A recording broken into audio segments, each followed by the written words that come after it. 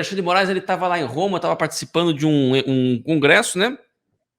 E parece que ele foi agredido, né, por brasileiros. Eu queria que você começasse comentando aí sobre o assunto preliminar, né? O que exatamente aconteceu, ou o que exatamente se alegou que aconteceu, né, no comecinho da semana.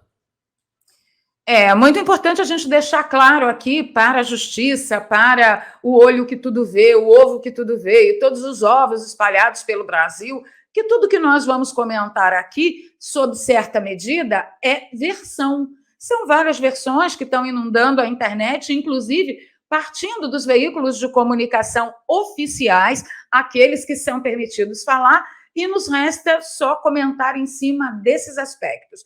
Então, a primeira versão foi veiculado pelo Globo, né, de que o ministro e seu filho teriam sido, o primeiro-ministro teria sido agredido fisicamente no aeroporto da Itália. E aí, consecutivamente, foram acontecendo várias notificações de versões que não coadunavam tanto com essa única versão de que o ministro havia sido agredido.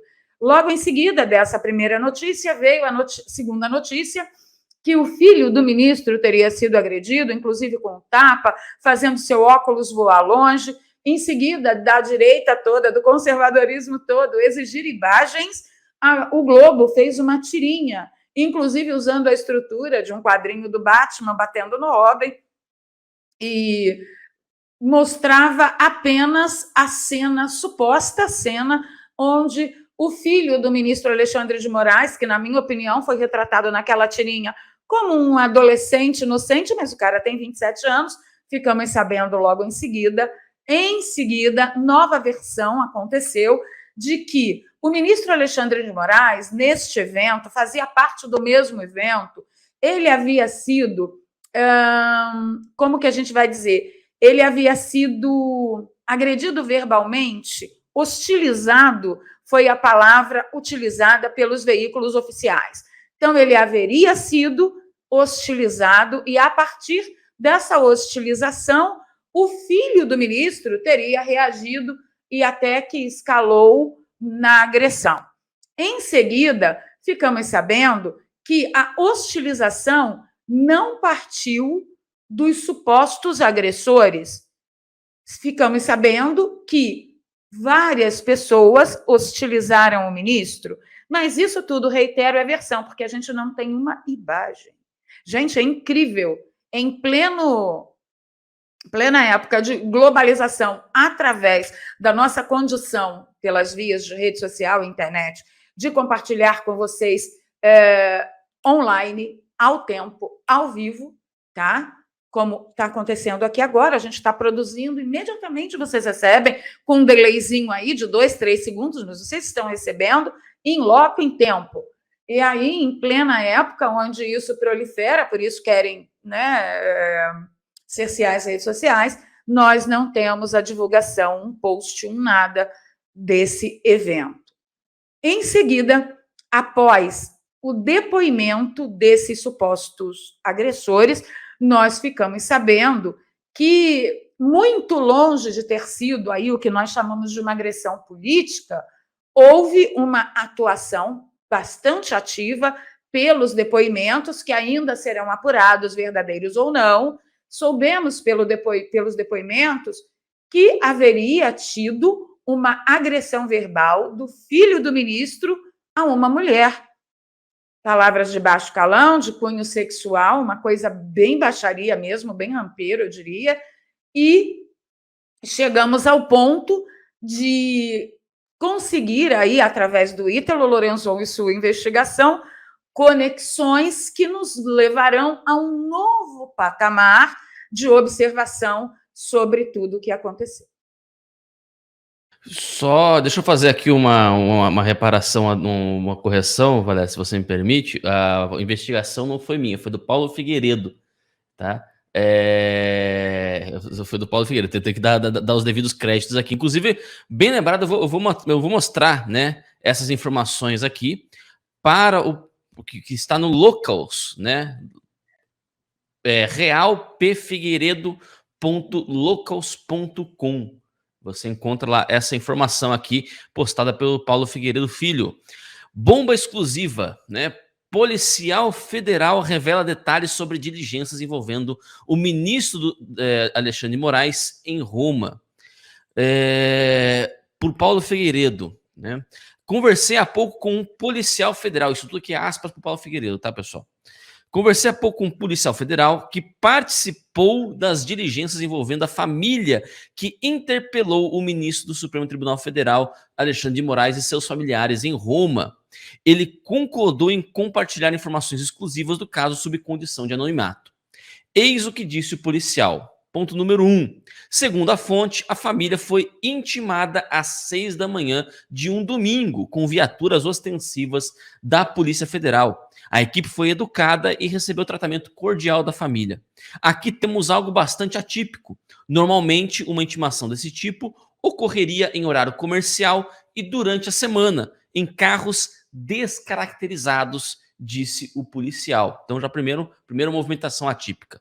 2. Foi concedido apenas um intervalo de 3 horas entre a intimação e a oitiva, marcada para as 9 horas do mesmo dia. Este também não é um procedimento padrão, dado que geralmente é proporcionado um tempo maior para que o intimado possa se preparar, consultar um advogado e, se julgar necessário, pedir vistas ao processo. 3. Devido a um voo já marcado para o mesmo horário, a família não pôde comparecer à oitiva. Apenas o genro, o membro mais jovem da família, compareceu. Durante o depoimento, o depoente relatou que o filho de Alexandre de Moraes teria feito um comentário desrespeitoso a uma mulher, afirmando que, enfim, né, eu não vou ler aqui a frase, mas vocês estão vendo ali aí escrito, né, transcrito ali, né, como dito pelo Paulo Figueiredo, né. Ponto 5. Esse relato teria sido registrado no depoimento e, ao chegar ao conhecimento do ministro, teria causado a ira de Moraes, levando a articular um pedido de busca e apreensão. 6. A família insistiu que não houve contato físico, contrariando informações veiculadas pela imprensa de que teria havido um confronto físico. As filmagens, caso se tornem públicas, devem esclarecer se a versão da família é verdadeira. 7. As fotos que vazaram para a imprensa mostrando um dos envolvidos com uma touca na cabeça foram feitas pelos próprios policiais. A família, composta por empresários de bom nível, tem recebido ameaças anônimas desde então.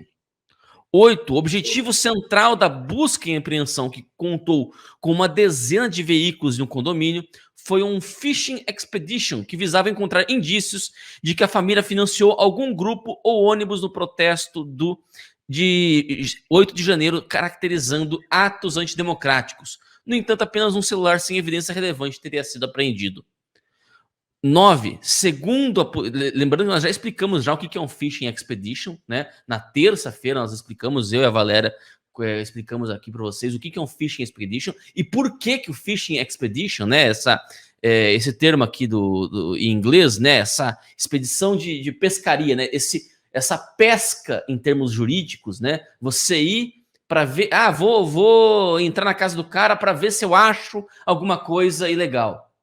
Né? Por que isso aqui é inconstitucional? Por que isso aqui é incompatível com a democracia? Por quê? Porque isso aqui fragiliza o princípio da indúbio pro réu. Porque se você já entra querendo achar alguma coisa, entendeu? Você fragiliza esse princípio. Além do mais, fragiliza também o princípio da transparência dos atos públicos. Porque, afinal de contas, se você está fazendo uma ação jurídica, uma ação policial, sem explicitar qual é o motivo e o objetivo, ou seja, você faz uma ação, uma ação policial em aberto, né? Você não pode se conformar a 2 princípios, aliás. 2 princípios da administração pública. Que, primeiro, a transparência, né? Porque você não está explicitando esse objetivo. E segundo, a lei, ela só pode fazer, a administração pública, né, os atos administrativos só podem ir naquilo que a lei lhe permite ir. Ele não pode ir além para aquilo que a lei permite ir. Ou seja, algo tem que ser expressamente permitido e expressamente autorizado para que esteja valendo. Entenderam? Então, tudo isso para criar uma série de seguranças e garantias fundamentais, né? Então, esse povo aí que vive falando de garantias fundamentais, juízes garantistas uma ova, garantistas somos nós. Garantistas somos nós, que queremos garantir os direitos fundamentais do indivíduo, né? Então vamos lá. 9. Segundo o policial, a família está sendo esmagada pelo Estado. Termo do policial, hein? Transcrito aqui pelo Paulo Figueiredo. Num processo que parece ter como objetivo fazê-los de exemplo. 10. Ele também destaca a ausência de indignação entre os delegados da Polícia Federal, enquanto entre os agentes há uma divisão de opinião. Vale ressaltar que esses são os relatos de forma que recebi da fonte sem juízo algum de valor da minha parte. Limitei-me a verificar a credibilidade da testemunha e que atingiu um grau de satisfez a minha publicação e tomei a decisão como jornalista de fazê-lo. Os fatos, portanto, precisam ser comprovados ou desmentidos. Isso certamente virá de duas formas. 1, através da obtenção do mencionado depoimento e 2, através dos vídeos de segurança divulgados. Caso sejam comprovados alguns problemas graves aqui, temos alguns problemas graves aqui e teremos que ter alguns pedidos de impeachment no Senado em breve, do ministro Alexandre de Moraes e da ministra Rosa Weber, que determinou a busca e apreensão. Também devem ser tomadas medidas contra o delegado que conduziu as diligências de forma atípica e diferenciada. Apenas no próprio Código de Ética da Magistratura, instituído pelo Conselho Nacional de Justiça por meio da Resolução número 60 de 2008, tem diversos artigos que tratam da necessidade de evitar conflitos de interesse e preservar a imparcialidade. No capítulo 3, que trata dos deveres do magistrado, encontramos: artigo 8º. O magistrado imparcial é aquele capaz de, aquele que nas provas busca a verdade dos fatos, com objetividade e fundamento, mantendo ao longo de todo o processo uma distância equivalente das partes e evita todo tipo de comportamento que possa refletir favoritismo, predisposição ou preconceito. Artigo 9º. A imparcialidade além de ser manejada na atividade jurisdicional, deve ser observada nas demais atividades públicas e privadas. No capítulo 4º, que trata das vedações ao magistrado, encontramos: artigo 13. Ao magistrado é vedado comportar-se de maneira a comprometer a dignidade, a reputação e a independência do cargo que exerce.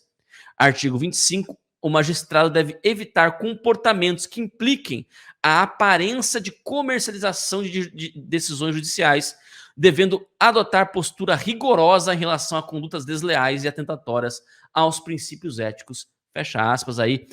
Há muito mais. É urgente que o Senado comece a agir para apurar os fatos. O artigo 52 da Constituição é muito claro nesse sentido, né? Então, assim, eu me pergunto, né? Aí eu preciso fazer a pergunta de novo, né? Eu digo que esse programa aqui é um programa para fazer perguntas, entendeu? É um programa para fazer perguntas. Justificam a busca e uma apreensão para qual é a justificativa, melhor dizendo, né, de uma busca e apreensão num caso de agressão, levando em consideração, levando aqui a hipótese de que a versão contada até agora de que houve agressão física, ela é de fato a verdadeira. Então vamos pressupor isso daqui, né? Em sendo verdadeira, pessoal, de fato, né? De fato, não existe, né? No direito, né? Não existe a justificativa, no direito não existe a justificativa de você agredir, né, uma outra pessoa pelo motivo que seja. Pelo motivo que seja. Então, havendo, né, a agressão física, de fato, há consequências jurídicas que precisam ter, que vão ter consequências, né, que vão acontecer. Agora, qual é a justificativa, né? Quer dizer, mata-se uma barata com um canhão. Entendeu? Mata-se a barata com um canhão. Já não tá óbvio, meu Deus do céu, que o senso de proporções já foi pela janela já? Aí eu pergunto-se, por quê? Né? Por quê? Por quê? Eu queria saber o porquê. Valéria, você tem algum palpite? Meus palpites são muito polêmicos, né? São recheados mais de dúvidas do que de certezas. Como a gente está tratando de um Fishing Expedition, isso é comentado, inclusive, pelo agente federal que cedeu aí as informações preliminares para o Paulo Figueiredo, a gente começa a pensar o seguinte, que o mundo desejado, todo o desejo, todo o sonho de consumo do acusador das agressões nesse momento é poder colocar este inquérito dentro dos inquéritos dos atos antidemocráticos, que nenhum advogado, nem o advogado dos réus tem acesso na sua completude. Então, seria ótimo, seria maravilhoso para o acusador, né? A suposta vítima. E em se tratando de Fishing Expedition, o Ítalo, eu tenho certeza que, por exemplo, eu e você já xingamos algumas autoridades no nosso privado, né? No nosso privado. A gente já xingou algumas autoridades aqui falando debaixo dos panos, eu e você. E isso, no caso desta família, poderá e será usado contra eles. Vamos imaginar que um empresário tenha comentado um dia, quiçá, com seu contador, poxa, não dá para quebrar esse imposto aqui? Não tem uma forma de fazer uma operação que eu escape desse imposto? Isso será usado. Um empresário, um homem já avançado de idade, vamos imaginar que ele teve um dia uma namorada fora do casamento, um relacionamento fora do casamento, um filho fora do casamento, uma briga com o sócio que ele tenha tomado a atitude errônea de burlar esse sócio de alguma forma. Isso será usado contra essa família. Supostamente, isso será usado contra essa família. Isso é Fishing Expedition. Eu vou em busca de algo que eu possa usar para você, contra você no inquérito, mas também fora dele. Porque se nós voltarmos, por que eu fico achando essas coisas, gente? E é só achismo, é só vozes da minha cabeça. Por que eu fico achando isso? Porque nunca se viu no Brasil uma treta de injúria com busca e apreensão e revista pessoal. Revista pessoal. Gente, isso é aviltante demais. É aviltante demais. Olha só, a treta foi em público, o agredido denunciou, o suposto agressor disse, sim, eu estava lá, mas não bate com o que ele falou. Então, qual é a espada de Damocles aqui? As imagens do aeroporto, que podem provar quem está falando a verdade, qual é a narrativa mais próxima da realidade. Não. Eles vão fazer uma operação dessa na casa, no carro, nos equipamentos eletrônicos, sigilos quebrados e busca pessoal, revista pessoal. Gente, isso passou de todos os limites. E aí eu lembro que nós estamos batalhando para impeachment Barroso por uma fala que é, sim, recriminável totalmente, mas isso que aconteceu agora, que muita gente está pensando dicotomicamente, não sei se você concorda comigo, ô Ítalo, porque se saiu um escândalo logo após um grande escândalo e vem do judiciário, é porque eles estão usando isso como cortina de fumaça. Pessoal, o que está acontecendo, que vocês estão pensando que está sendo usado como cortina de fumaça, está abrindo um precedente jurídico inimaginável. Onde está o objeto dessa ordem de busca e apreensão? O objeto é a agressão? Não, já não é mais. Já não é mais. Eles têm foro privilegiado? Não, eles não têm foro privilegiado. O que isso está fazendo? Ordem do STF para a Polícia Federal fazer busca e apreensão? Como assim? Ainda tem muita gente pensando, porque é para a cortina de fumaça para esconder o que Barroso fez. Não é. Algo aconteceu no aeroporto de Roma e, sim, isso será instrumentalizado, creio eu, e é vozes da minha cabeça, isso será instrumentalizado exatamente como o agente federal que concedeu aí esse bate-papo para o Paulo Figueiredo falou. É para ser usado como exemplo. Você pensa que se você encontrar com alguém no aeroporto ou no mercado, você pode dizer para essa pessoa, como cidadão, o que você acha? Não, você não pode, porque, a princípio, A origem de todo o quiprocó foi uma hostilização de ordem política. E, na verdade, nós vamos entender que a agressão parece, supostamente, através da mensagem aí do agente federal, que foi de ordem pessoal, não teve nada a ver com ordem política. Então, isso é gravíssimo. Não tem objeto, não tem mais nada. Ítalo.